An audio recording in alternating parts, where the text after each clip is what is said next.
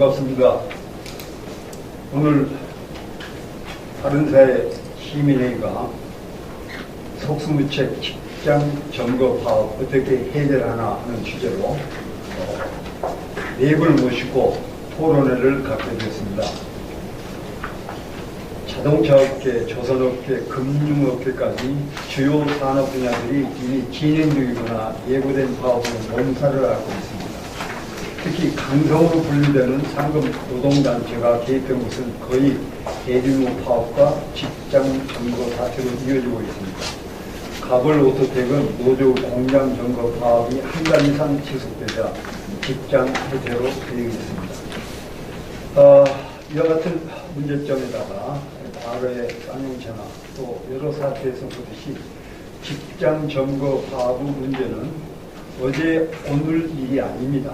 주기적으로 벌어지는 불법 직장 점거 파업의 근본적인 해결책은 없는 것입니다. 이로 인한 경제적, 사회적 손실은 어느 정도이며 원인은 무엇인가? 그래서 바른사회 시민회의가 노사관계 전문가를 모시고 이 문제를 오늘 토론하게 되었습니다. 대단히 시에 맞고 의미 있는 주제라고 생각합니다.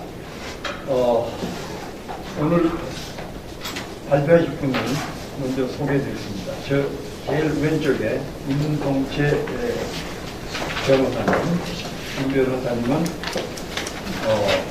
직장 점거 법적 문제점에 대해서 말씀을 해주시고, 그 다음에 제 바로 왼편에 성신여대 박지성 교수님, 파업 중 대체 근로를 인정하고 직장 점거 파업을 금지하라 주제로 발표해 주셨습니다. 그리고 제 오른쪽에 계신 분이 사회디자인연구소 김대호 소장님, 행자로 변해버린 노동조합을 어떻게 할 것인가.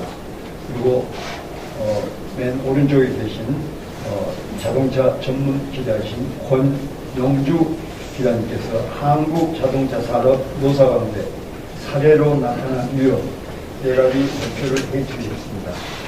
예, 소개받은 임동채 변호사입니다. 오늘 이 자리에 이렇게 자기 직장 점거에 대해서 변호사로서 법적 문제점에 대해서 발표하게 돼서 기회를 드리게 돼서 참 감사하게 되고요. 지금 말씀하신 사장님께 말씀하신 것처럼 요즘에 이제 그 근로자들이 어떤 파업에서 단지 어떤 소극적 근로 제공만을 소극적으로 근로 제공을 거부하는 게 아니라 그 더 나아가서 직장을 점거하고 근로자들 어떤 생산 가치 중단되고 해서 어떤 상당히 소리를 미치는 경우가 많은데, 그런 경우에 대해서 법적으로 우리 국내 판례 입장 어떻고 그에 대한 어떤 문제점이 있는지 한번 살펴보고, 또한 이에 대해서 각 분야의 어떤 기업이라든가 정부, 그다음에 노동계는 어떤 식으로 해야 개선 방안이 있는지 한번 살펴보도록 하겠습니다. 먼저 국내 판례 입장을 보게 되면 그 전에 직장 점거란 어떤 학계에서 쓰고 있는 용어에 대해서 개념 정의하자면 사용자의 의사에 반해서 사업장에 체류하는 어떤 부정적인 쟁행이다. 다시 말하면 어떤 파업을 하는 데 있어서 소극적 근로 제공을 거부하는 것뿐만 아니라 거기서 사업장에 이제 사업자 기업 의사에 반해서 체류하게 되면서 어떤 부적 쟁행을 말하는 건데, 이에 대해서 현행 노조법에서는 생산 기타 주요 업무 관련된 시설 및 이에 준한 시설로서 대통령이 정한 시설을 정관 형태를 해서는 안 된다라고 이렇게 규정하고 있습니다.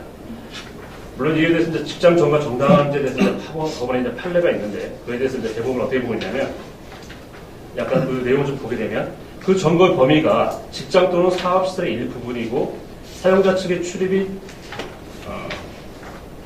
관리 지배를 받지 않는 어떤 병존적인 점거에 지나지 않을 때는 정당하다, 이렇게 보고 있습니다. 다시 말해서 사용자 측의 점유를 배제하지 아니하고 그 조업도 방해하지 않는 부분적으로 또는 병존적 점거일 경우 한해서 재해권 형사범으로서 정당하다고 보고 있습니다. 하지만 이에 비해서 외국 사례를 제가 이제 보게 되면 몇몇 선진국에서 제가 그 근거를 더 확인해야겠지만 미국, 영국, 프랑스, 독일 정도 같은 경우는 사용자의 어떤 사업장 시설에 대한 어떤 점거는 어떤 소유권 침해를 보기 때문에 원칙적으로 불허한다는 게 좀 입장인 것 같습니다. 특히 독일에 있어서도 이 직장 점거에 대해서 어떤 우리나라처럼 부분적, 병존적을 그렇게 나눠서 판단하지 않고 직장 점거를 원칙적으로 일과하다, 이렇게 하는 게 지배적인 개념 같습니다. 그에 비해서 선진차에 비해서 우리 국내 판례는 어떤 직장 점거의 정당성을 상당히 넓게 인정하는 거 아닌가, 경향이 있는 것으로 파악됩니다. 하지만 이렇게 국내 법원의 판단 기준을 이렇게 잡고 있는 이유는 저희가 일본의 사례를 이어받았기 때문 같습니다. 일본 학계라든가, 일본에 대해 다수 소설가자 소설이 있지만 다수혈과 또 주류 판례는 우리나라 국내 대법원 판례처럼 전면적 그다음에 배타적 지배이냐 아니면 병전적 그다음에 부분적 지배이냐 이렇게 판례를 나눠서 판단하고 있는 것 같습니다. 아마 그래서 우리나라 사도 그렇게 판단하고 있는 것 같은데 하지만 미국이라든가 영국 선진국에 비한다면 상당히 적게 인정하고 있는 경향인 것 같습니다. 이런 국내 판례의 문제점을 좀 약간 살펴본다면 일단은 대법원에서는 아까 말한 그 두 가지 기준을 가지고 있기 때문에 이런 판단이 있기 전까지 직장 정거가 이루어진다고 하면 근로자나 사용자나 이게 직장 정거가 정당한지 타당한지가 부당한지가 어떤 법원에서 최종 판정이 있을 때까지는 그 확인하기가 어렵기 때문에 상당한 소모전이 발생하게 됩니다. 그럼 이 노동계는 이런 걸 이용해서 그 사이에 직장 정거를 한 다음에 생산시설까지 점거하고 그러면서 어떤 기획 생산마저 방해할 수도 됩니다. 하지만 이거 판단이 나올 때까지는 대법원까지 가기 위해서 한 3년, 4년 걸리기 때문에 그 사이에서 기업은 나름대로 생산을 못하고 어떤 상당한 손실을 보게 될 것 같습니다. 하지만 파업이라는 것은 어떤 근로계약상 분담하는 어떤 근로제공을 집단적으로 거부하는 다시 한번 소극적으로 그 제공을 중단하는 것에 그치는 것이지 더 나아가서 어떤 점거를 한다든가 그런 것은 어떤 제인권 행위의 행사권을 벗어나기 때문에 원칙적으로는 위협한 거 아닌가라는 생각이 듭니다. 또한 앞에서 설명한 것처럼 선진국에서도 기업의 자산권을 침해하는 거기 때문에 원칙적으로 불허하고 있는 것처럼 우리나라 판례도 이 부분에 대해서 상당히 전향적으로 좀 변경할 필요가 있지 않나 생각합니다. 그리고 또 이러한 직장 점거가 있었을 때 각 기업이라든가 그다음에 법원, 경찰, 그다음에 또 노동계 어떻게 좀 해야만이 이런 걸 개선할 수 있는가 생각해 보게 되면 일단 기업 입장에서 보면 신속한 민형사 조치를 취하는 게 좀 좋을 것 같습니다. 일단 형사 조치를 보면 퇴거 불응죄, 또 주거 침입죄, 또 이렇게 직장 점거함으로써 생산이 방해된다면 업무가 방해되기 때문에 업무 방해죄 등으로 고소 조치를 취하게 되면 이건 즉시 이제 현행범으로서 어떤 공권력이 투입할 수 있는 상황이 될 수가 있습니다. 그렇기 때문에 그 회사 입장에서는 기업 입장에서는 어떤 형사 조치를 신속하게 취하는 게 좋을 것 같고요. 물론 이러한 형사 조치를 취한다고 해서 공권력이라든가 그게 바로 투입되고 그러지는 않습니다. 여러분도 잘 아다시피 공권력이 투입을 하기 위해서는 상당히 신중하게 판단하고 있는 것 같고 아마 그게 노사 관련 문제는 노사 양 당사자 간에 자치적으로 해결할 문제이기 때문에 공권력은 약간 중립을 지킨다는 그런 이름하에 아마 그 직접적인 투입을 하지 않는 것 같은데요. 그렇다 하더라도 기업 입장에서는 그런 형사 조치라든가 그렇게 좀 늦게 좀 신속하게 처리해야 되지 않는다 하더라도 형사 조치 취하는 게 그래야만이 불법을 하고 있는 근로자라든가 노동자에게 어떤 억제력을 발휘할 수가 있는 것 같습니다. 마찬가지로 민사적 조치로서도 기업 시설은 어떤 소유권을 가지고 있기 때문에 이에 대한 방해에 대해서 방해 배제 청구라든가 어떤 분할 소송이라든가 가처분 소송을 취함으로써 또 이걸 기할 수 있는 것 같고요. 또 하나는 직장적으로 또 손해가 발생한다면 불법이나 손해상 책임도 물어볼 수 있는 것 같습니다. 그리고 또 이런 어떤 법적 조치뿐만 아니라 기업 내 어떤 자부적 물리력, 다시 말하면 어떤 우리 생산 시설이라든가 주요 시설이 점거되기 전에 일단 점거된다고 하면 이걸 회복하기 위해서 상당한 시일이 걸린다는 것을 너무나 잘 알고 있습니다. 그렇기 때문에 미리 기업 입장에서는 어떤 자부적인 어떤 물력을 동원해가지고 어떤 노조에 의해서 점거되지 않도록 미리 사전에 방어할 수 있는 어떤 그런 물력을 동원하는 것도 필요하다고 생각합니다. 물론 물력 동원한다는 자체는 공권력이 아니기 때문에 자칫 잘못하다가 어떤 집단 폭력이나 상해죄로 형사 범죄가 될 수 있기 때문에 상당히 조심스럽게 해야 할 것 같습니다. 그렇기 때문에 항상 사전적으로 공격적이 아닌 방어적으로 물력을 동원하면서 어떤 기업의 어떤 주요 시설이나 생산시설이 점거되지 않도록 방어할 필요가 있다고 생각합니다. 또 하나 생각할 수 있는 건 기업의 징계권 행사입니다. 다시 말해 현재 직장 점거가 있고 부당하게 불법행위가 이루어진다고 하면 이거 분명히 불법 행위이고 또 사규 위반 행위이기 때문에 이에 대해서 징계 조치를 취하는 게 반드시 필요하다고 생각합니다. 물론 이거에 대해서 상당히 회의적인 입장도 있을 수 있지만 기업의 징계권이 발동함으로써 어떤 징계위에 소환하게 되면 근로자 입장에서 어떤 그걸 불응할 수도 있습니다. 하지만 이게 계속 쌓이다 보면 어떤 근로자들의 불법 행위에 대해서 억제력을 발휘될 수가 있기 때문에 이 부분도 상당히 반드시 해야 한다고 생각됩니다. 물론 이러한 전제는 기업이 이렇게 어떤 공권력을 발휘하고 또 징계권 행사하고 물력을 행동하는 게 있어도 하지만 항상 어떤 노사 간의 어떤 법은 다 지켜야 하는 거기 때문에 사용자 쪽, 다시 한번 기업 입장에서도 자기들의 어떤 법과 원칙을 지켜가면서 또한 근로자에게 그런 걸 요구하는 거기 때문에 노사 간의 그런 건 필요하다고 생각됩니다. 또한 정부 쪽의 개선 방안을 생각해 본다면 법원 쪽의 개선 방안을 생각해 보고 있습니다. 물론 이건 일부 법원 판사들의 입장이긴 하겠지만 어떤 노조 활동과 관련된 어떤 법률 판단을 하는 데 있어서 상당히 어떤 엄정하고 공정하고 신속하게 판단하는 것보다는 상당히 어떤 조정이라든가 이렇게 뭔가 좀 화해 공고로 해결하는 입장을 많이 보이는 것 같습니다. 그리고 또 어떨 때 보면 어떤 기업 측의 어떤 손해에 대해서 근로자의 어떤 불법에 의한 손해배상 청구를 하게 되면 그 손해액이 상당히 크기 때문에 바로 판단을 하게 되면 어떤 근로자라든가 노동조합이 상당히 억제력이 발휘할 수 있지만 그게 상당히 부담스럽기 때문에 법원 입장에서는 상당히 어떤 심리라든가 재판을 주는 경우가 또 있는 것 같습니다. 물론 사안 자체가 복잡하고 그렇기 때문에 주는 경우도 있지만 그러나 이걸 일부러 추첨으로써 어떤 사법의 어떤 기능으로서 좀 약간 효과적으로 발휘하지 못하는 경우가 있는 것 같습니다. 하지만 법원이라는 것은 헌법에 명시된 뭐 어떤 법과 양심에 따라서 사용자 측이든 노조 측이든 구별하지 않고 동일하게 법률이 무엇인지를 선언하는 책무가 있는 바 있기 때문에 법원은 이런 책무를 감안해서 불법적인 직장 점거에 대해서도 어떤 그 행위자에게 법적 책임을 엄정하고 단호하게 부여할 것이라고 생각됩니다. 그다음에 검찰, 경찰에 대한 개선 방안을 생각해 보면 지금도 아까 사회자님께서 말씀하신 것처럼 현재 그 직장 점거가 있는 현장에 있어서도 한 달이 지나고 40이 지나고 있지만 어떤 이에 대해서 공권력이 투입되는 게 상당히 주저하고 있는 상황인 것 같습니다. 물론 아까도 모두에 말씀드렸지만 공권력을 투입하는 자체는 단순하게 어떤 경찰이라든가 그 하위 단계에서 문제가 아니라 중앙 정부 차원에서 관련한 문제이고 상당히 신중한 문제인 것 같습니다. 그러다 보니까 노사 간의 어떤 자체적으로 해결하고 그래도 안 되면 그때 이제 투입한다는 건데 하지만 이렇게 오랜 동안 어떤 노사의 문제이기 때문에 자체적으로 해결하기를 바라면서 그 중립을 지킨다는 미명하에 있다는 것은 미명한 하에 어떤 공권력이 투입하지 않는다는 것은 오히려 한쪽의 편을 드는 거 아닌가 생각됩니다. 그래서 불법적인 점거가 오랫동안 계속되다 보면 기업 입장에서는 상당히 그 생산 시설이라든가 그런 게 마비되고 그다음에 또 생산이 저하되기 때문에 막대한 손해가 발생함에도 불구하고 그 공권력이 발에 투입되지 회복되지 않는다 하면 이 손해를 막대할 수밖에 없을 것 같습니다.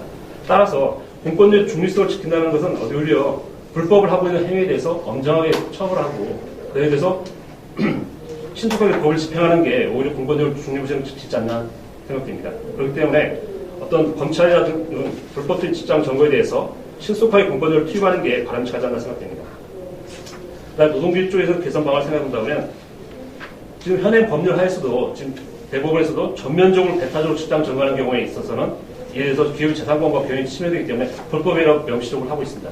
따라서 노동비 입장에서도 이런 어떤 불법을 명확한 불법을 하지 않고 오히려 합법적인 노동조를 함으로써 국민의 신뢰와 그다음에 근로자의 지지를 받을 수 있기 때문에 이런 것 스스로 자제하는 게 바람직하지 않나 생각됩니다. 이상 저희가 그 검토한 의견을 말씀드렸고요. 예, 이상입니다. 직장점거 파업을, 그러니까 직장점거, 불법적인 직장점거라고 말씀하셨는데, 그거를 금지하고 가는 여러 가지 조치들에 대해서 개선 방안을 임 변호사님께서 말씀해 주셨습니다. 근데 직장점거 파업을 하고, 그 다음 단계는 일을 하게끔, 영업이 계속 유지되게끔 해야 될 거 아니에요? 그래서 대체근로가 들어가야 되는데, 사실 이거 동전의 양면이에요, 우리 입장에서는. 이게 우리나라에서는. 그래서 저는 대체근로고 직장점거 파업을 같이 지금 거론을 하고 있습니다. 저 말씀드리고 싶은 것은 노동조합이 폐해가 어디서 나오느냐. 우선 노동조합이 폐해를 단적으로 보여주는 것이 저는 그림 1이라고 생각이 됩니다. 우리나라의 그 63년부터 2000년까지 그 임금허고요. 임금이야 그냥 계산해서 나오는 거고, 한계노동 생산성을 추정을 해가지고 비교를 한 겁니다. 이게 아마 굉장히 중요한 자료인데, 사실 이 한계노동 생산성을 추정한다는 건 생산함수를 추정한다는 얘기고, 그래서 이걸 맞비교한 겁니다.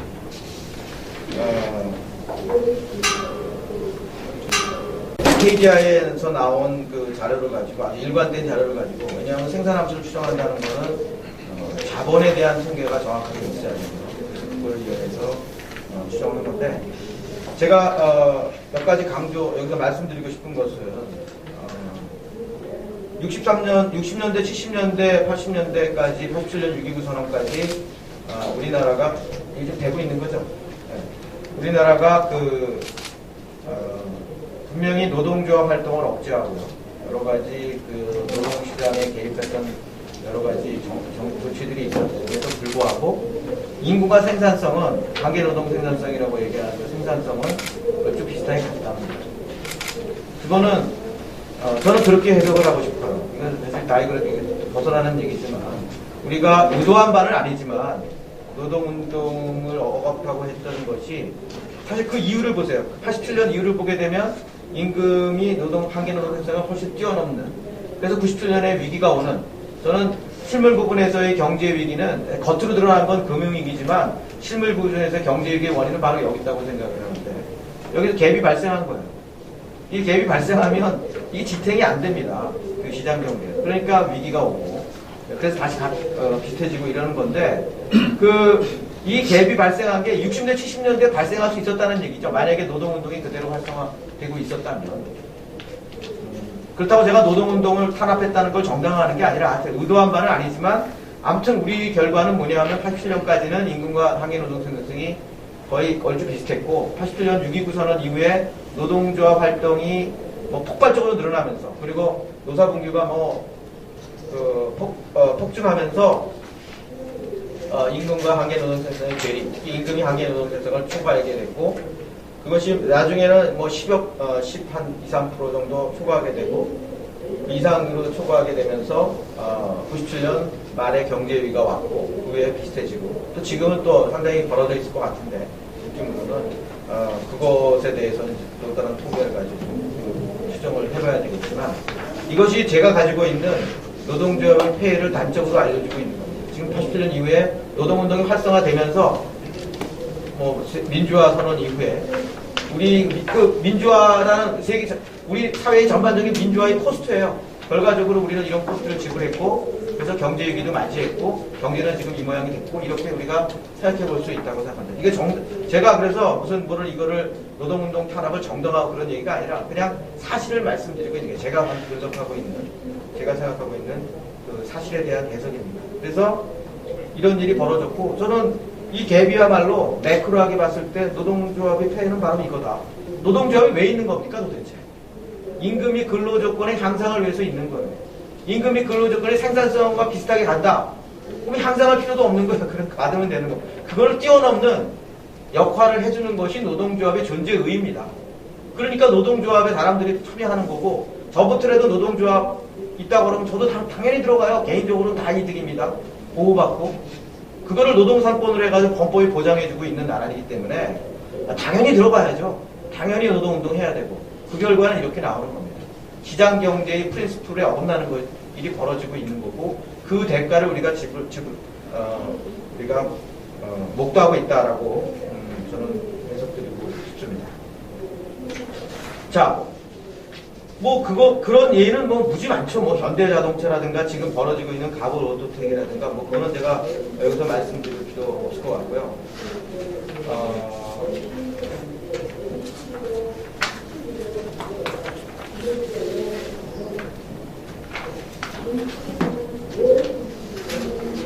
여러 가지 얘기가 있을 수 있습니다. 그러니까 임금이 한계노동 생산성을 뛰어넘는 임금, 근로조건, 이런 것들이 노동조합 활동이 활성화되면서 당연히 그 노동조합 활동이 성공적이기 때문에 그 결과가 나올 수밖에 없는 겁니다. 그걸 우리가 용인하고 있는 사회예요. 물론 그걸 근본적으로 우리가 한번 생각해봐야 된다고 주장하고 싶지만 그건 너무 범위를 벗어나는 거고 그게 노동조합의 폐해고 이 정규직, 비정규직 간의 임금 및 근로조건의 격차 이것도 제가 분석한 바에 의하면 노조가 있는 사업체가 훨씬 더 임금 및 근로조건의 정규직, 비정규직 임금 격차가 크고요. 노동조합이 없는 사업체보다. 무슨 규모를 컨트롤 하거나 안 하든 간에. 여기 지금 그런 통계들이 있고요. 그러니까 지금 뭐냐면 한국의 노동조합은 노동조합원의 임금 및 근로조건을 일시적으로 끌어올려서 노동조합원한테 유리하지만 국민경제의 비효율과 저성장을 야기하고 있고 정규, 비정규 근로자 간의 임금 격차를 확대하는 등 폐해가 크다고 생각이 되고요. 더욱이 노동조합은 몇 년 동안 벌어졌던 노동개혁, 연금개혁, 기업구조조정 등 모든 개혁에 걸림돌로 작용하고 있습니다. 이거 법으로 인정된 거니까 할 수 없는 거고. 그러니까 룰스 오브 게임을 다시 우리가 생각해 볼 때는 그런까지도 고려해서 봐야 되겠지만 지금 법 체계에서는 다 인정될 수밖에 없고 다 받아들일 수밖에 없는 그런 상황입니다. 그런데 이와 같은 노동조합의 폐해는 결국 그 근본적인 원인이 어디에 있느냐? 190만 명의 노동조합원이 임금 근로자 1900만의 10.2%에 지나지 않지만 이들이 엄청난 혜택을 누리고 있고 그 영향력은 사실 생산 가능 인구 전반에 걸쳐 있다고 해도 과언이 아닙니다. 이런 비대칭적 기형 현상은 다른 국가에서 그 유래를 찾기 힘든 우리나라의 노동법에 기인한다고 생각이 됩니다. 한국에서는 사용자가 쟁의행위, 파업기간 중 그 쟁의행위로 중단된 업무의 수행을 위하여 당해 사업과 관계없는 자를 채용 또는 대체할 수 없고 그 중단된 업무를 도급 또는 하도급 쓸 수 없는 것이 법으로 53년도부터의 노동법부터 해가지고 물론 약간 바뀌었지만 지속되고 있는 우리의 법입니다. 이것이 사실은 87년 6.29 이전에는 노동조합 활동을 억제하면서 그게 그렇게 유효하게 작동을 안 했는데 87년 이후에 노동조합 활동이 활성화되면서 이게 이제 굉장히 중요한 역할을 하게 된 겁니다. 사실 6.29 선언 이후 노동조합의 막강한 힘의 원천은 바로 이 조항이라고 생각이 되고요. 근데 이거야말로 이런 쟁의 기간 중에 대체근로나 쟁의행위로 중단된 업무의 도급을 금지하는 규정을 가지고 있는 한국과 아프리카의 말라위뿐이라는 거예요. 이 아프리카 말라위도 고용노동부가 막 조사해서 차단해 나라입니다. 말라위가 63년도에 독립을 했거든요. 그러니까 우리나라가 최초의 이 지금 대체근로 금지라는 조항은 그 당시에 일본에도 없었던 조항이거든요. 일본 노동법에도. 그러니까 거북선이나 금속발자 같은 겁니다. 우리나라 최초로 세계적으로 한 그런 그 글로벌 스탠다드에 어긋나는 거를 계속 유지하고 있는 나라입니다. 그게 사실 우리나라 노동조합의 힘의 원천이에요. 대체근로를 인정을 해도 대체근로를 집어넣기 힘들지만 현실적으로 그걸 원천적으로 봉쇄하니까 일종의 이게 노동조합 입장에서 파업한다는 것이 사용자한테는 완전히 스트레스죠. 그렇게 될 수밖에 없고 그냥 알아서 기게 되는.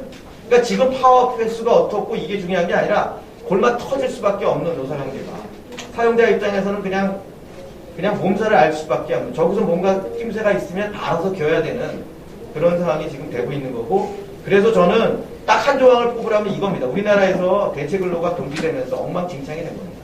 노사관계가. 이거는 사실 이퀄 푸팅도 아니에요. 사용자와 노동조합 사이 그 노사관계에 있어의 이퀄 푸팅도 아니고 제가 좀 더 말씀드리겠지만 완전히 한쪽으로 치우쳐 있는 그런 노사관계를 가져올 수밖에 없는 거예요. 뭐 다른 나라에 예 여기 쭉 있지만 이건 뭐 참조하시면 돼요. 이런 나라가 없으니까 우리나라가 전혀 없어요. 그래서 저는 뭐 노동법 하시는 분이 하고 뭐 여러 번이 얘기하는 노사 간의 무기 내등의 원칙이든 뭐든 간에 이거야말로 대체근로가 인정이 돼야지 제대로 된 노사관계가 가능하다고 생각이 되고요. 근데 이 대체근로를 인정하기 위해서는요, 직장이 정거돼 있으면 불가능한 거 아닙니까? 직장이 정거돼 있으면 어떻게 대체근로를 합니까? 그런데 우리는 아까 그 임 변호사님 말씀하셨던 병존적, 부분적으로 직장이 정거돼 있으면 오케이다. 대법원 판례가 그러니까 모든 파업이 다 직장 정보 파업입니다. 예, 반갑습니다. 저는 제목이 행자가 되어버린 노동자인데 선진국에서는 잘 작동하는 제도 정책 기관이 한국에 들어와가지고 이렇게 행자처럼 돼버린 게, 그리 행자처럼 돼버린 게 참 많지 않습니까? 이제 그 중에 대표적인 게 노동조합, 그 다음에 농협협동조합, 정당, 지방자치제도, 심지어는 크게 보면 우리나라 지금 민주주의였던 제도와 지방자치제도 전반이 제가 볼 때 거의 어떤 행자 상태가 돼 있지 않나 생각이 듭니다. 그거는 이제 제도와 정책을 수립하고 그다음에 거기다 이식을 할 때 한국의 어떤 토양들을 좀 제대로 감안하지 않았던 것 같아요. 예, 근데 노동조합 하더라도 지금 오늘날 이런 문제들이 이렇게 눈이 되는 게 노동조합은 기본적으로 이렇게 처음에 길드의 전통을 이어받았지 않습니까, 이게? 근데 길드하고 노동조합은 맥은 달라요. 그렇지만은 이 정신과 방법에서 유사한 점이 하나가 있습니다. 일단 기본적으로 상호 공제입니다. 사실은 자조입니다. 일단 우리는 뭐냐면 단결해서 정치를 하는 건데 일단 이쪽은 뭐냐면은 야 우리가 번거 가지고 우리끼리 좀 이렇게 리스크 해칭을 하자. 이게 상호 공제 조합의 어떤 전통이 있지 않습니까? 그게 지금도 노동조합 조직률 70% 80% 되는 스웨덴이라든지 이런 데는 보험을 그 노동조합에서 이제 관리를 하지 않습니까? 자, 어쨌든 상호 공제 정신, 즉 자조 정신이라고 하는 그거는 그대로 가져갔습니다. 그 다음에 그 개별 기업을 공장의 담벼락 또는 기업의 담벼락을 뛰어넘은 연대를 했죠. 이게. 자, 그래서 사람값이 기업의 지불 능력 또는 수익성에 의해서 천차만별인 거는 이건 서구 노동조합으로 볼 때는 상상할 수 없는 거죠, 이게. 그래서 그 길드 당시에도 그랬고 그 뒤에 뭐 직업별 노동조합들, 원시적 노동조합들도 그랬고 그 뒤로 산별 노동조합도 기본적으로 그 산업 차원에서 직무 성과별 근로조건의 표준, 이게 이제 일종의 공정가격이지 않습니까? 이거를 형성하는 것을 목표로 했죠. 그러니까 노동조합이 종업원에서 발생한 것이 아니라 하나의 어떤 직업별 노동자의 어떤 노동자 또는 장인 또는 수령공이라고 하는 연대의식에서 출발을 갖다 했지 않습니까? 자, 그러다 보니까 파업이라고 하는 것은 기본적으로 워크아웃이죠, 그죠? 걸어서 나가는 거죠. 공장 안에서 파업한다는 이 개념 자체가 없었던 거고, 그 다음에 우리 공장에서 우리 회사가 우리 공장이 많이 버니까 우리의 어떤 임금을 이렇게 많이 올려라고 하는 이 개념도 없었죠, 사실은. 자, 이제 그런 어떤 전통을 갖고 있고, 그러다 보니까 노동조합이라고 하는 거는 처음에 뭐 단결금지법이라든지 뭐 그러저런 형태로 탄압을 갖다가 했는데, 그 뒤로는 노동조합이라는 게, 그 이제 이렇게 제가 뒤에 보면은 마르크스의 공산당 선언이 이렇게 쭉 있습니다. 1848년 당시 문제의식은 노동자들이 이대로 놔두면은 그 아주 하향평준화가 되고, 그 다음에 상업공황에 따라가지고 크게 요동치고 생활이 불안하고, 이런 어떤 문제의식 하에서 이른바 이제 그 노동운동이 됐었고, 노동운동의 하나의 축이 노동조합이었죠. 하나는 뭐 이렇게 공산당 같은 정치조직 운동이었고. 자, 그래서 이게 이 서구에서 이제 이러한 어떤 투쟁들을 쭉 거치면서 노동조합이라는 것이 어떤 특수한 어떤 집단의 이익을 옹호하는 게 아니라 사회 보편 이익을 옹호한다. 뭐 대충 이런 어떤 이게 경험과 이게 어떤 사회적 투쟁을 통해 가지고 서로 어떤 합의가 된 것 같아요.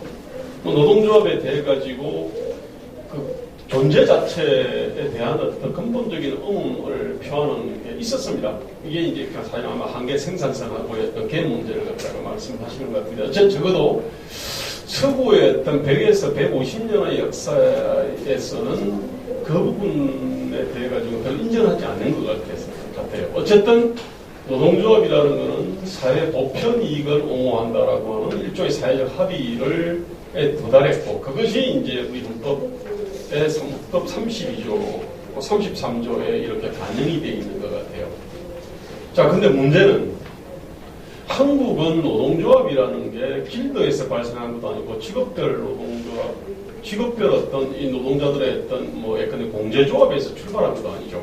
우리는 종업원으로부터 출발을 했고, 그리고 그 단위 어떤 기업의 지불 능력 또는 또 수익성이 높으면은 그에 따라서 사람값이 천차만별이라고 하는 이러한 어떤 서구에서 찾아볼 수 없는 그런 인식들을 가지고 노동자 운동을 하게 됐죠, 이게.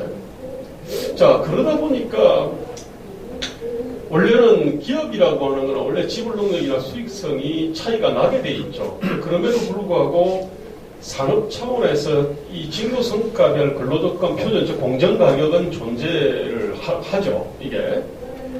자, 그렇게 되면은 이게 지불 능력 어떤 수익성이 좋은 어떤 그 회사는 흥하고 이익을 많이 남기고 따라서 재투자를 하게 되는 거고, 근데 그에 따라 가지고 다른 한편으로는 수익성이 떨어지는 쪽은 결국은 폐업을 갖다가 하게 되는 뭐 이런 어떤 메커니즘이 작동이 돼야 되는데, 한국 같은 경우는 지불 능력이나 수익성이 높은 쪽은 임금과 근로조건이 같이 쭉 올라가는 거고, 그렇지 않으면 떨어지는 거고, 이제 이렇게 된 거 아닙니까, 이게?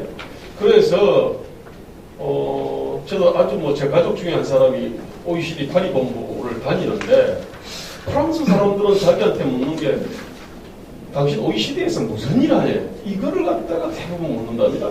그런데 한국에 들어오면은 너 어디 다니냐? OECD 다니다 그러면 와 이렇게 하는 거죠 이게. 이제 이거는 뭐냐면은 저는 이거 역사의 뿌리는 모르겠어요. 한 2000년은 된 것 같아요. 이걸 한편으로는 속지주의와 속인주의로 얘기할 수 있을 것 같아요. 우리는 사람을 갖다가 중심으로 보지 않고 그 사람이 소속된 자리나 지위나 집단을 중심으로 일단 이렇게 보지 않습니까? 그래서 그 부잣집에 좀 뭐 직장하고 부잣집하고 같은 것 같아요. 부잣집의 가족이 되면은 부자로 살고 가난한 집의 가족이 되면 가난하게 사는 것처럼 돈 잘 버는 기업에 들어가면은 지가 아무리 허드렛 일을 한다 하더라도 이른바 그 귀족적인 어떤 삶을 누리는 거고, 돈 못 버는 회사 들어가면은 지가 아무리 어떤 그 사회적으로 볼 때는 대단히 어떤 그 가치가 높은 노동을 한다 하더라도 비루하게 사는, 일단 우리는 이런 현실 자체를 그냥 이상하게 생각하지 않는 것 같아요. 아니, 저는 이게 노동조합이라고 하는 규리탱자가 돼버린 아주 한 2000년 된 어떤 그 이 역사와 문화 내지는 이 사고방식이 제가 볼 때 이거 같아요. 근데 문제는 또 하나는 이 한국 사회의 이 부잣집, 저 돈 잘 버는 회사라는 게 원래 이제 뭐 이 글로벌 어떤 경쟁력이 있어서 원래 생산성이 높은 기업이다라고 하면은 그렇게 그다음에 문제가 좀 덜한 편인데, 한국에서 이게 그러면 돈 잘 버는 데가 어디냐, 부잣집이 어디냐를 찾아보니 이게 1번이 공공부문이잖아요. 공무원과 공공기관이죠. 이거는 기본적으로 수익 원천이 세금이거나 아니면 독점 업력이지 않습니까, 이게? 1번. 근데 이게 지금 최고 선망의 직장이죠. 그 다음에 독과점 기업이죠. 근데 현대기아자동차는 글로벌 어떤 과점산업이지 않습니까? 세계적 경쟁력이 있죠. 한편 국내를 향해서는 이거는 엄청난 수요 독점 기업이죠, 이게. 그래서 높은 생산성과 이른바 초과이윤, 이 두 가지를 갖다 경비를 하고 있죠. 또 한편으로는 은행, 방송, 통신, 기타 등등등 수많은 어떤 이 산업업종은 다른 나라에서는 완전 경쟁 산업인데 한국에서는 이건 대단히 불안정 경쟁 산업이죠. 기본적으로 규제 산업이죠. 자, 그래서 공공부문, 그 다음에 수요 독점 기업, 독과점 산업, 그 다음에 규제 산업, 그 다음에 뭐 기타 여러 가지 이유로 아주 우월적 지위를 누리는 어떤 그런 기업들이 있죠. 이건 기본적으로 초과이윤이고, 다른 한마디로 이게 렌트죠, 사실은. 이게 결국 그 초과이윤 내지 렌트라고 하는 방석 위에 이렇게 올라가 있는 부문 산업 기업들이 한국에는 다른 나라에 비해서 훨씬 많은 것 같아요. 이게 지금 뭐냐면은 부자가 나름대로 열심히 이렇게 그 실제로 생산을 해가지고 부자가 됐으면 또 좀 다를 텐데, 이게 결국은 초과이윤을 두텁게 깔고서 부자가 됐죠. 근데 문제는 바로 거기에 노동조합이 그 초과이윤을 쟁취하는 거를 자기 사명으로 하는 거죠, 이게. 자, 결국 이 얘기는 뭐냐면은 초과이윤 자체가 없거나 이걸 없애버리거나, 초과이윤을 없애는 방법은 기본적으로 시장을 잘 작동시키고 거기다 많은 어떤 경쟁자를 집어넣으면 되죠. 유럽이라고 하는 큰 시장, 미국이라고 하는 큰 시장, 일본이라고 하는 큰 시장에서는 한국에는 나름대로 초과이윤을 누리는 많은 어떤 부문산업 기업들이 없습니다. 근데 한국은 이게 있습니다. 자, 이게 우리 시장 구조의 문제죠. 자, 거기다가 이른바 아주 이 속인주의가 아니라 속지주의적인 어떤 이 사상과 문화가 이게 결합됐죠. 그래서 사람값이 소속 직장에 따라서, 그 사람의 직무 성과가 아니라 소속 직장에 따라서 천차만별이 생기는 이른바 이게 직장 계급 사회가 됐죠. 그 다음에 이게 직장 계급 사회적인 공공양반 사회죠, 사실은. 이 본질은 지대과잉 사회고 지대추구 사회죠. 또 하나, 이게 이제 기업지대라고 한다면은 또 이 노동지대가 있잖아요. 이거는 근속 연수에 따라 가지고 임금 격차가 엄청나게 크게 생기는, 이건 어떻게 보면은 연공계급 사회가 됐죠, 이게. 자, 이제 이 문제는 이것을 갖다가 노동조합이 적극적으로 지지하고 옹호하는데, 문제는 노동조합의 뒤에는 누가 있냐면은 공공이 있지 않습니까? 공공이 있습니다. 그 다음 진보가 있습니다. 그 다음에 의회의 다수파의 민주가 있습니다, 이게. 저는 지금 뭐냐면은 박기성 교수님 같은 저런 상식적인 어떤 상식적인 문제의식이 오프 더 레코드라는 얘기를 해서 말을 해야 될 정도로 수세에 몰리는 이유는, 언뜻 보면은 노동조합 하나 같은데 사실은 이게 이른바 공공이 스크럼을 같이 짜고 있고, 그러다 진보가 스크럼을 짜고 있고, 또 하나는 거기다가 의회 다수파가 스크럼을 짜고 있기 때문에 이 난공불락이 된 거고, 그러다 보니까 수세에 몰린 거죠, 이게. 자, 저는 지금 현재 필요한 거는 그거 같습니다. 한 시대가 보면, 재헌헌법을 보면은 굉장히 어떤 뭐 국유화 조항이라든지 이런 식으로 우리가 볼 때는 대단히 어떤 사회주의 내지는 좌파적 편향의 어떤 그런 사고방식이라든지 문구들이 많이 들어가 있습니다. 근데 이제 그 당시 이게 큰 시대의 흐름을 타는 것 같아요, 이게. 그 당시 그랬지 않습니까? 그다음 왜 재헌헌법에 이렇게 어떤 좌편향적인 어떤 이 사고방식이라든지 어떤 은사들이 많이 들어가 있을까? 그 시대의 흐름인 거죠. 1960년 제도해가지고는 전 세계적으로 군사 쿠데타들이 많았습니다. 그 당시 군부가 대단히 엘리트였거든요. 이게 애국심도 넘쳤고. 그런 어떤 시대적 배경이 있는 것처럼 1987년에는 전 세계적으로 민주화가 풀었습니다.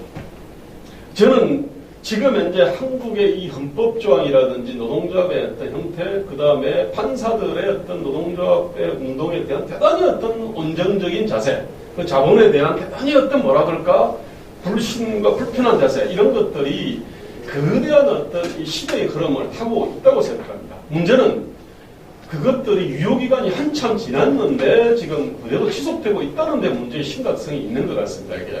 자, 지금 현재 필요한 거는, 마지막으로. 원래 이제 우리 어떤 지대 과잉의 어떤 지대 과잉의 이 시장 구조하고, 그 다음에 속지주의적인 어떤 사고방식이 결합하고, 거기다가, 단위 사업장에서 보면은 대기업에서와 공공부문에서는 노사 중에서 노척의 압도적인 힘의 우위입니다. 그리고 공공기관은 정말로 압도적인 힘의 우위에 있죠. 근데 중소기업으로 내려가면 완전히 정반대가 벌어집니다. 그거는 뭐냐면 아까 사업에 관계없는 자는 대책을 노를 못하고 사업 관계없는 자를 채용하거나 뭐 이건 안 되는 거로 되어 있는데, 중소기업 같은 경우 사업에 관계 있는 사람들이 공장을 돌릴 수 있습니다. 근데 사장이 돌릴 수 있고, 사장 마누라가 와가지고 돌릴 수도 있고, 그 다음에 핵심적인 자기 친인척이었던 내 사무관리직이 돌릴 수가 있는 겁니다. 그렇기 때문에 중소기업에서는 정반대의 현상이 벌어지는 겁니다, 사실은. 자, 그렇다면은 저는 문제를 갖다 접근할 때는 노척의 압도적인 힘의 위에 있는, 그리고 지대축구가 본령인 노척의 압도적인 힘의 위에 있으면은 거기서는 무기대등의 원칙을 적용해야 되는 거죠. 그 관련해서는 저는 아까 앞에서 말씀하신 임 변호사님하고 박 교수님의 어떤 솔루션이 필요하다고 생각합니다. 그런데 저는 하나만 갖고 안 됩니다. 문제는 한국 힘의 어떤 불균형이 대단히 심한 거고, 힘이 약하면은 수많은 갑들한테 그냥 을들이 무참하게 짓밟히고 당하고 있는데, 그러면 그 을들의 어떤 자조와 연대를 촉진하기 위한 솔루션을 같이 내놔야 됩니다, 사실은. 한편으로는 어떻게 보면 노동조합을 갖다가 지지 옹호하면서, 다른 한편으로는 지배축구자로 변한 노동조합에 대해 가지고는 이거 탄압을 하다고 하고 억제를 하는 이 솔루션이 같이 있어야 제가 볼 때는 이 노조와 공공과 진보와 민주가 그냥 강고한 스크럼을 갖다가 짜고 유지하고 있는 낡은 어떤 고용, 임금, 노동운동 패러다임을 바꿀 수 있지 않나 이렇게 생각합니다. 감사합니다. 네, 안녕하세요. 사실 저는 노조나 노사 전문가는 아니고요. 자동차 산업 현장을 20년 취재를 했는데, 사실 어떻게 보면은 직장 점거했던 파업의 대표적인 사례가 아마 쌍용자동차가 아닐까 생각합니다. 그 당시에 거의 저도 100일 동안 현장에서 취재를 했었고요. 근데 이제 많은 분들이 생각하시기에 쌍용 자동차가 그 당시에 그렇게 직장 점거를 할 수밖에 없었던 이유, 배경, 뭐 이런 거는 조금 떼놓고 그냥 직장 점거에만 많은 언론의 그 당시에 포커스가 맞춰져서 그렇게 회사가 힘들어졌다라고 생각들을 하시는데요. 사실 가장 근본적인 원인은 회사가 이익을 얻지 못했기 때문입니다. 뭐 다들 기억하시겠지만 2004년도에 쌍용 자동차가 워크아웃을 졸업을 했습니다. 그 당시에 조흥은행이죠. 조흥은행이 정부의 공적자금을 받은 은행이었고 그래서 정부가 공적자금 투입된 거는 어쨌든 국민 세금으로 나오니까 회수를 해라 라는 차원에서 매각을 검토했던 거고요. 그 매각 검토했을 당시에 GM과 상하이차가 인수하겠다라고 나타났던 겁니다. 그런데 그 당시에 상하이차는 그러니까 이제 조흥은행 같은 경우에는 금융권이기 때문에 일단 써주는 회사를 선호하게 됐던 거죠. 그래서 그 당시 GM은 제 기억에 주당 7,000원을 써냈고 상하이자동차는 10,000원을 써냈습니다. 조흥은행은 공적 자금을 많이 회수해야 되는 입장이었기 때문에 일단은 상하이차 그리고 중국이라는 자동차 산업의 거대 앞으로 발전한 나라의 연관성을 보고 상하이자동차로 실제로 이제 대주주의 권한을 넘겨주게 됐던 거죠. 그러고 나서 잘 됐습니다. 국내에서 나름대로 판매도 잘 됐고요. 2004년도에 국내 SUV 시장이 30% 비중이 넘었기 때문에 장사도 잘 됐습니다. 그런데 뭐가 찾아왔냐면 다들 아시겠지만 기름값이 조금씩 올라가기 시작합니다. 국제유가가 올라가기 시작하면 자동차 산업에서는 가장 큰 타격을 받는 게 바로 대형차입니다. 쌍용 자동차는 대형 SUV 중심이었고 대형 세단 중심이었기 때문에 바로 판매가 떨어지기 시작하죠. 그래서 30%에 달했던 국내 SUV 시장 비중이 그 이듬해 24%, 19% 이렇게 뚝뚝 떨어집니다. 그런데 쌍용 자동차가 그 당시에 만드는 연간 생산 대수가 얼마 되지 않았습니다. 그러니까 현대기아차는 10%씩 떨어져도 충분히 시장 방어할 수 있는 능력이 되지만 가장 작았던 쌍용 자동차는 그 당시에 매출 규모가 1조 5천억, 2조가 안 되는 회사였기 때문에 그 시장에서 직접적인 타격을 받으니까 바로 판매가 떨어지고 그 판매가 떨어지면서 회사는 수익이 감소하게 됩니다. 그 수익 감소에 대해서 그 당시에 상하이차 경영진은 이제 노조 쪽에다가 회사가 수익이 이렇게 감소하니 뭔가 같이 고통 분담을 하자라고 제안을 하게 되죠. 그래서 노조도 그 부분은 받아들였습니다. 그래서 나름대로 열심히 노력하고 뭐 임금 인상도 줄이고 해가지고 나름대로 뭐 이듬해 그러니까 예를 들면 2008년도에 쌍용차 판매 시작이 92,000대 정도였는데 2만원도 전년 대비 한 30% 떨어진 겁니다. 그런데 2009년도에 그 이명박 정부 때 기름값이 국제유가가 어마어마하게 올라갑니다. 그러다 보니까 특히나 그때 많이 올랐던 게 바로 디젤 값입니다. 그러니까 디젤 기름이 올라가면 바로 디젤 SUV 안 삽니다, 소비자들이. 그래서 판매량이 거의 전년 대비 한 30%뚝 떨어지게 됩니다. 그래서 이제 상하이차 노조는, 상하이 자동차, 상하이차 대주가 상하이차죠. 상하이차는 노조에다가 이렇게 요구를 하게 되죠. 구조조정하자. 그래서 노조는 그걸 받아들일 수 없다. 뭐 경영상의 책임인데 왜 우리한테 떠맡기느냐라고 이제 대치가 되기 시작하고 상하이차가 사실은 마지막까지 던졌던 카드는 중국에서 3천억을 갖고 올 테니까 그걸 투자할 테니까 어떻게 한번 살려보자라고 했으나 노조는 구조조정을 반대하면서 결과적으로 77일간의 점거 파업이 이루어지게 된 겁니다. 그러면 지금 제가 이렇게 쭉 현상을 설명을 드렸는데 과연 그 원인은 어디에 있었는지를 가만히 생각해보면 사실은 대외적인 여건이 제일 컸다는 겁니다. 그러니까 시장 자체가 안 좋아서 기업이 이익을 못 냈고 그 이익을 못 낸 것에 대해서 같이 고통 분담을 하자는 거였는데 이제 그 부분에서 이제 노조와 사측의 갈등이 발생하면서 공장 파업이라는 77일간의 파업이 던져진 거고 상하이 자동차 같은 경우에는 사실은 쌍용 자동차에 대해서 어떤 생각을 갖고 있었냐면 회사가 잘 키우면 상하이 입장에서 좋았던 겁니다. 그 당시 중국에서는 뭘 했냐면 중국 자동차 생산이 공급 과잉이기 때문에 중국 자동차 회사도 해외 수출을 하라고 독려를 했는데 상하이 자동차 입장에서는 쌍용 자동차는 이른바 수출 회사였습니다. 그러니까 생산은 한국에서 해도 상하이 자동차 전체 판매에서 쌍용차의 생산 실적은 해외 생산 수출로 실적이 잡히게 됩니다. 그래서 중국 정부가 얘기하는 해외로 나가라는 거에 대해서 충분히 인지가 될 수 있었던 상황이었고요. 이제 그런 상황에서 이제 상하이자동차는 사실 국내에 그 당시 예상했던 게 뭐였냐면 어느 정도 또다시 뭐 워크아웃 개선 작업을 하겠구나라고 생각을 했으나 상하이자동차는 한국의 노조의 너무 이 강성에 우리 정말 못 견디겠다 해가지고 그냥 바로 법정 관리를 신청하고 이튿날 경영진 5명이 회사를 떠나버리게 됩니다. 그러니까 50.1% 가지고 있는 주식 다 이거 쪼가리대로 괜찮다. 우리 손해볼게 하고 그냥 털고 나가버린 거예요. 그걸 가지고 이제 국내에서는 아무도 책임질 사람이 없게 된 거죠.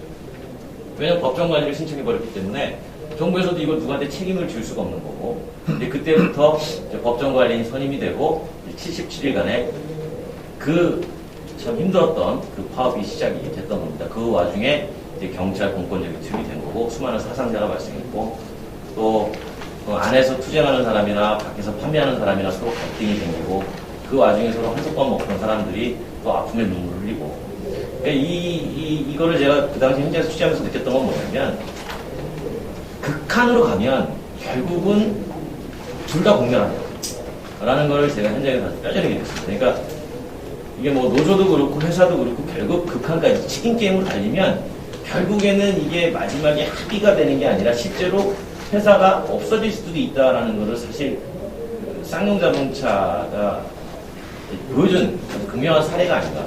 그러니까 저는 뭐 노조의 문제라든가 뭐 회사의 문제라든가 이런 거에 별로 관심이 없는데 어쨌든 그 사례, 우리나라에서 가장 직장 내 전국 파업 역사상 가장 길고 가장 강렬했던 그 파업이 주는 교훈은 뭐였냐면 결국 마지막에 가니까 아무도 책임지는 사람 없고 회사는 없어지고 결국 다 기억하시겠지만 회생시킬 때 그 돈은 우리가 낼 세금에서 다시 나왔습니다. 그러니까 그런 측면에서 보면 치킨 게임까지 갈 건 아니다. 그래서 만약에 이제 지금 여러 가지 뭐 문제가 있겠지만 생각이 이렇게 하는 거야. 어떤 원인이 있으면 그 원인을 제대로 진단해가지고 갈등을 해결하면 되는데 우리는 대부분 각자 유리한 쪽으로 원인을 해석하다 보니까 뭐 이런 일들이 많이 발생하지 않나 싶습니다. 뭐 제가 길게 말씀드릴 건 아니고요. 그 사례 중심으로 이 정도만 말씀드리겠습니다.